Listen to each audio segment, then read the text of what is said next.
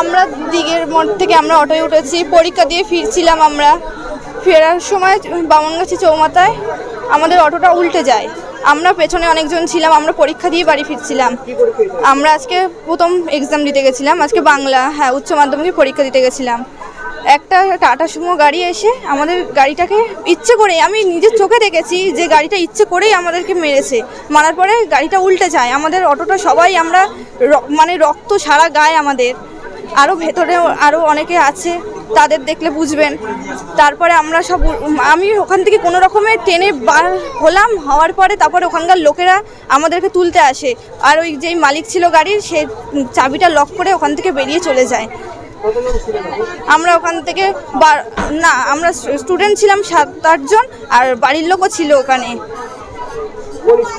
আমরা পূর্ব বারাসাত আদর্শ বিদ্যাপীঠে পড়ি। হ্যাঁ, সবাই। আমার নাম দীপশিকা দে।